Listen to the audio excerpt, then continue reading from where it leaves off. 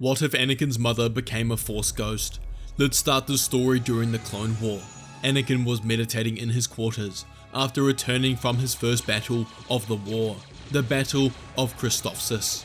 This battle was hard and grueling, and he couldn't help but wonder if the entire war was going to be like this. He thought of his wife Padme, about the countless hours he's going to be apart from her just after getting married.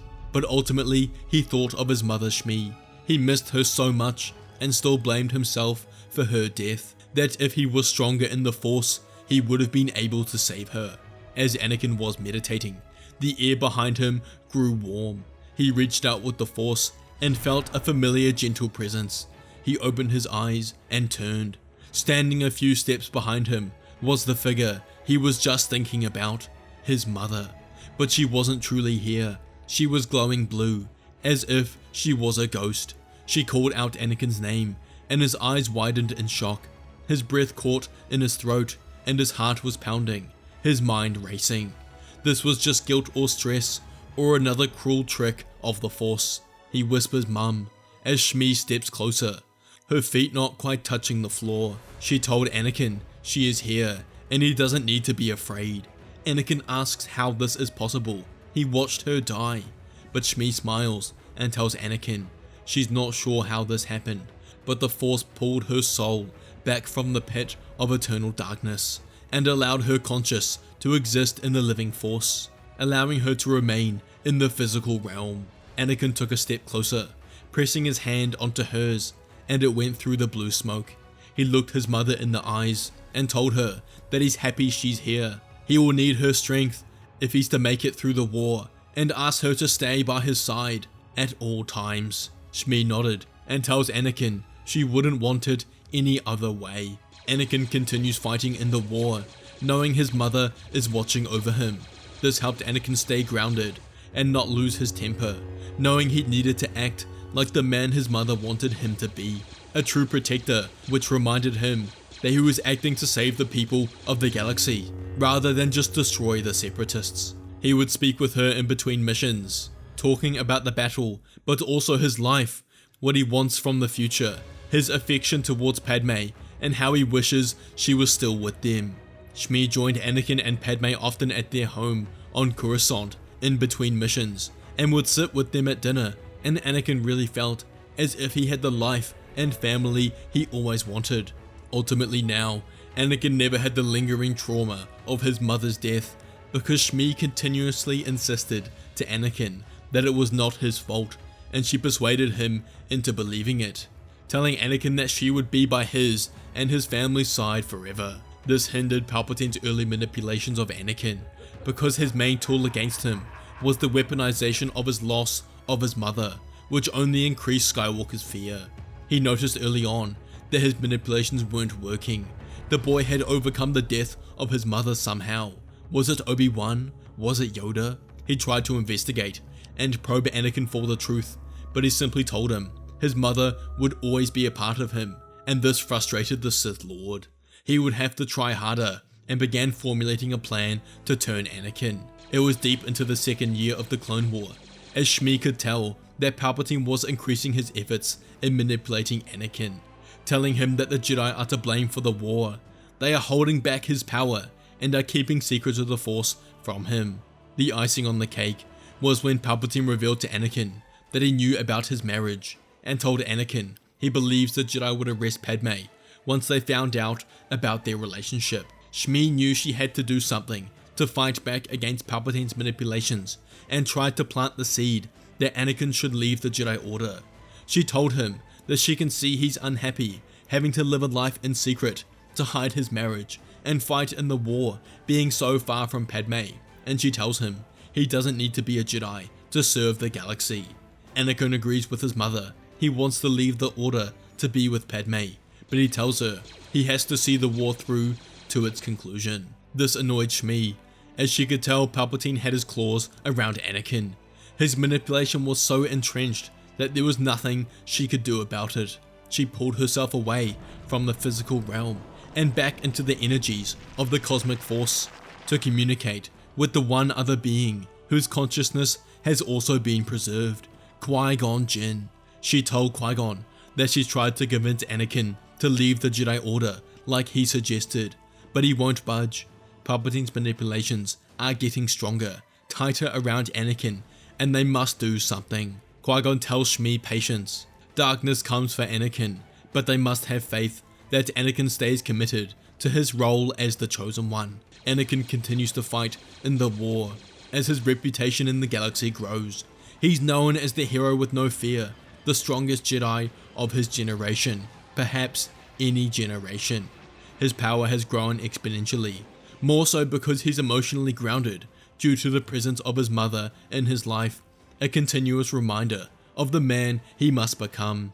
A few more months pass until the dreaded day came when Anakin returned to Coruscant after defeating Count Dooku and saving the Chancellor, where that night, after reuniting with Padme and discovering that she's pregnant, he had nightmares of her dying in childbirth, similar that he had of his mother Shmi. Anakin awoke and walked to the balcony, fear and dread attempting to overcome him. Shmi appears beside Anakin and asks him what happened. He tells her of the dreams, and Shmi hugged Anakin, telling him it's alright. She tried to reassure Anakin that the future is ever changing.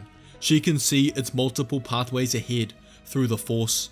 Anakin tells her, how can she be so sure that these are the same nightmares that took her life?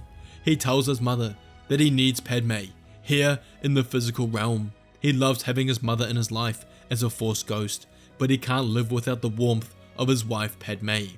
Shmi tries to tell Anakin that she will do everything she possibly can to make sure Padme survives, but Anakin is still worried and has convinced himself that Padme's fate is sealed. Over the next couple of days, Palpatine increases his manipulations of Anakin. He appoints him to be his representative on the Jedi Council, which made Anakin believe he would become a Jedi Master, which would allow him to have access to the Jedi Archives restricted section and could search for the power to save Padme. But the Jedi Council denied him this, which only put Anakin at odds with them. Next, Palpatine told Anakin the story of Plagueis and how the Sith could achieve the power to transcend death. However, Anakin would have to join the dark side to learn it. Palpatine was good, and Anakin was seriously considering joining the dark side. During this time, Shmi continuously tried to reassure Anakin that the Sith was not the way, that she could see the future was not set in stone, and begged him not to give into his fear, but she was having little success. Shmi spoke with Qui-Gon and told him that he needed his help. She needed Qui-Gon to speak with Anakin, as she believes if he spoke with her, that he might be able to convince him that joining the Sith is not the way. Qui-Gon thought about this deeply. Maybe the time was right to reveal himself. He looks at Shmi and told her they would save Anakin together. Anakin entered Palpatine's office and told him the news that Obi-Wan had engaged General Grievous in combat. This is where Palpatine decided he would reveal himself. He walked with Anakin and told him the truth, that there is only one way to save his wife, and that power does not live with the Jedi. They cannot help him. Only he can, because his real name is Darth Sidious, apprentice to Darth Plagueis, and the only one in the galaxy who can save Padme from certain death. Anakin couldn't believe it. His eyes widened in shock, his breath caught. He's conflicted in his mind. Does he join the Sith? Does he stay in the light? He must save Padme. He cannot live without her. But as he goes to speak, the air around the room changes. Between them both, two ethereal blue beings appear, the Force ghost of Qui-Gon Jinn and Shmi Skywalker. Hey, a quick break in the video to announce we're giving away a free mystery saber over at Fantasy Sabers with every order over $2.99. Our deluxe sabers are also heavily discounted at the moment, so check those out. We offer premium build quality and a wide range of cool effects and sound fonts. Our sabers are great for dueling or whether you wanted to show them off to your friends. Don't miss out on this exclusive sale. Now back to the video. Palpatine was visibly startled, his eyes wide with a hint of fear. How are they here? How could the Jedi have this power? The power to cheat death? Qui-Gon turns from Palpatine to Anakin and walks towards him. He puts his hand on his shoulder and smiles, telling Anakin he has seen the future he is running towards, and it is not what Palpatine has shown him. He tells Anakin that Padme doesn't die because he is weak or because he lacks power, but she dies only if he surrenders to his fear. The dark side offers him control, but it cannot save the ones he loves. That Palpatine's promises are built on desperation. He needs him to take the galaxy for himself. He must remain true to himself, to choose life and trust in the Force instead of bending it, and Padme will live. But if he gives in now, if he lets fear guide his hand, he will bring forth the very future he is trying to prevent. He tells Anakin the moment is his choice, to remain true to himself. Anakin looks directly at Palpatine, then to his mother, and back at Qui-Gon. Qui-Gon was the father he never had, the true idea of what a Jedi must be, and the only one that saved him from slavery.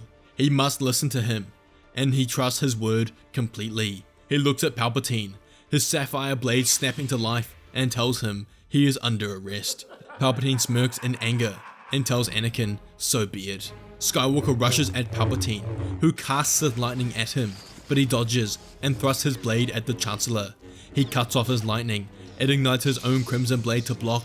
The battle was ferocious, both masters of every lightsaber form, each glimpsing into the future with the Force to predict the other's move. However, Palpatine had underestimated Anakin's power and ferocity.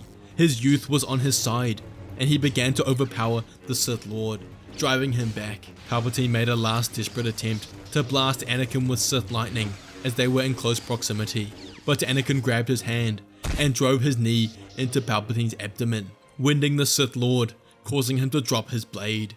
Anakin sent his elbows flying, connecting with Palpatine's jaw and knocking him unconscious.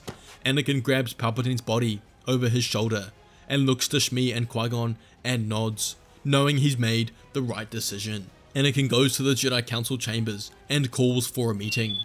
One by one they come in, all shocked what is in front of them.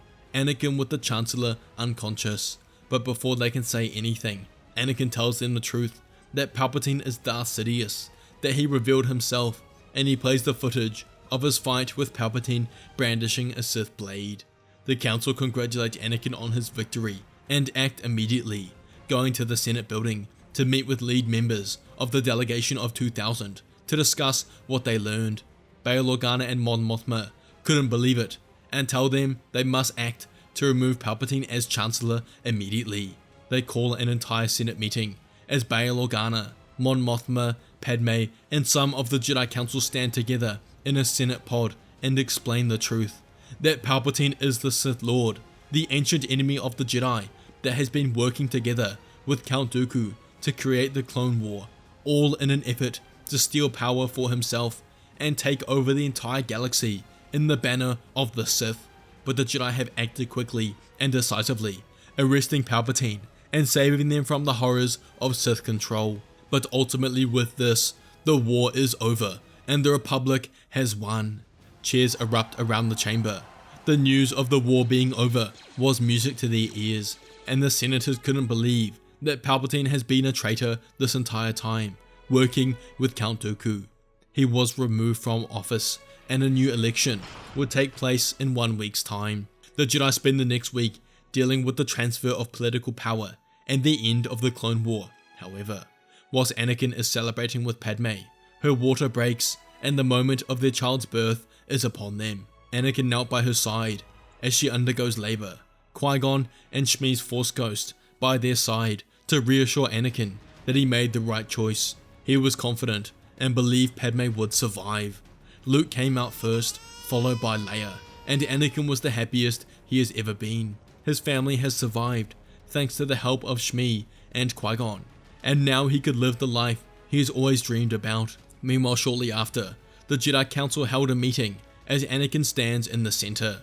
Windu declares that by capturing Palpatine, Anakin has fulfilled his role as the Chosen One, and is to be granted the rank of Jedi Master. Anakin bows and accepts. However, he reveals he has something to tell them. He tells the Council the truth, that he's married to Padme Amidala, and that she's just given birth to their twin children, Luke and Leia. The Council couldn't believe it, Windu standing in uproar. But before anyone could say anything, the Force Ghosts of Qui-Gon and Shmi appear out of thin air. This silences everyone as Yoda turns to Qui-Gon, asking him why he has come before them. Qui-Gon looks around and tells the Council they stand at the edge of the same mistake they have made for generations. They were about to attack Anakin for his attachments, but attachments did not bring the Sith back, fear of them did. The Council's refusal to understand the living force is what allowed the darkness to grow under them for decades. They trained Jedi to suppress love, to deny grief, to bury hope, and in doing so, have opened them up to darkness. He tells them Anakin defeated Palpatine because he has love in his heart. His mother Shmi has grounded him, and his children lived because he chose trust over fear. This is what the Council is blind to, that the Force is not balance through denial, but harmony through acceptance. The Jedi of old understood this. They allowed bonds, family, and connections, but they have turned the Order into soldiers of the light and forgot they were meant to be the guardians of life. Qui-Gon tells them the Jedi Order must accept attachments and strive towards balance through emotional acceptance. The Order must change or it will fall again. Not today, not tomorrow, but it will, as it nearly just did. They must choose this path or repeat the past. The entire room goes silent as the Masters ponder Qui-Gon's thoughts. He's right, of course, as many of the Masters have started to realize. Yoda stood and told Qui-Gon his words are true. He as Grand Master have failed, but that will not be his legacy. He turns to Anakin and asks him if he will stand by their side and help lead the Order into the new era of Jedi as they change their philosophy. Anakin accepts and takes his seat as a Master of the new Jedi Order. Months pass as the Order undergoes significant change. Jedi are now taught to accept emotions and learn to control them, not the other way around. Many attachments have begun, with whispers of pregnancies and families beginning between Jedi. Anakin sat in his living room, playing with the twins, as Padme just returned from the office. She kissed him on his head and sat down with Luke and Leia, who joined in. Anakin looked upon the three of them there, and there was nothing else in the galaxy he would ever need, as all of it was right here. He was extremely happy, and it was thanks to a special someone. He looked behind him to see the Force ghost of Shmi, his mother, and knew that he owed her everything and would continue to strive to be the man she always knew he would become and create the galaxy they had always dreamed about together. Thanks for watching, everyone. We're giving away a free mystery saber over at Fantasy Sabers with every order over $2.99. Our sabers are great for dueling, or whether you wanted to show them off to your friends. Don't miss out on this exclusive sale, and I'll see you all next time.